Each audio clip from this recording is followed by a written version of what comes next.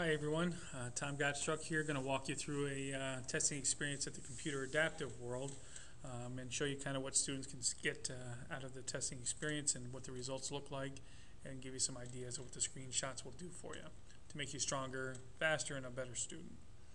So by clicking on my test in this contrived experience, we actually have numerous tests that have already been practiced on and taken. Some are in progress and some are completed. I'm just going to use this one that was on March 26 of 2008 to kind of give you an idea how that works. So we double click on that. You'll notice that the overall experience was positive for this student. They were in the trauma section and they met all three thresholds for the platinum experience. I just clicked on a little plus sign down here and realized that there are some areas that I can improve upon though. And although I did pass the section by meeting all three thresholds that Platinum identifies as pass indicators, there are some areas that I can get a little bit more review in by just clicking on the plus minus sign.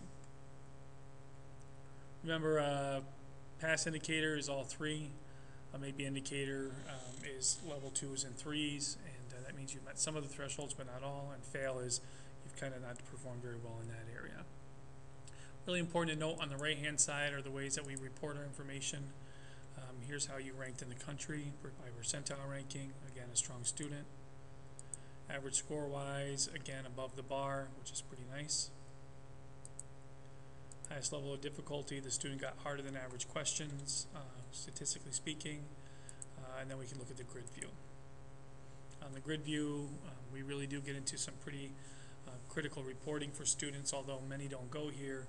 For the instructors to kind of work with their students and identify strengths and weaknesses might be very, very helpful at this detailed grid view, which actually comes in 2 points of view, usually by Bloom's taxonomy or by topics and modules. Every day the server will update the results, so it is a sliding scale that can be changed on the fly. But if we take a look at this response again, it was a pass indicator. But if we look at some areas of strength and weakness, we start to see by the color indicators some areas where they might want to focus their attention on. For example, at the lowest level of understanding, I was asked 2 questions. It wasn't that hard, and yet I only got half of it right. So one of the 2 I got right. If I click on the plus sign here, I can actually look at the area within the curriculum that I should focus my attention on. And then I can actually drill down to the actual objective.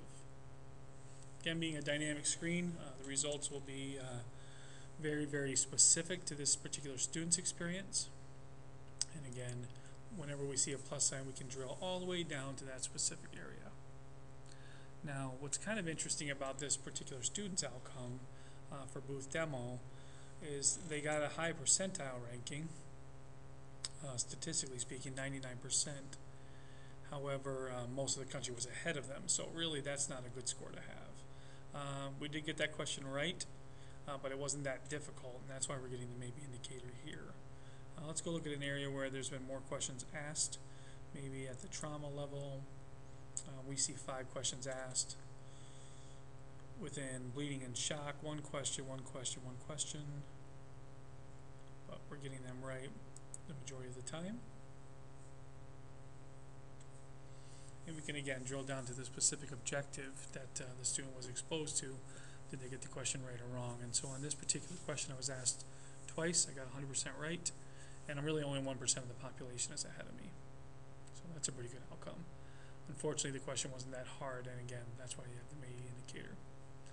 Many people wonder where we draw our questions from. We draw them from the DOT curriculum. That's clicked on here, and will give us a spreadsheet of where the particular questions were written from. And again, that's really the EMS-CAT experience. Hard questions for students who are smart, and hard questions for those who are still struggling, but does match up with some high-stakes exams we'll be taking in the future most likely. So thanks very much for your attention. Have a great day.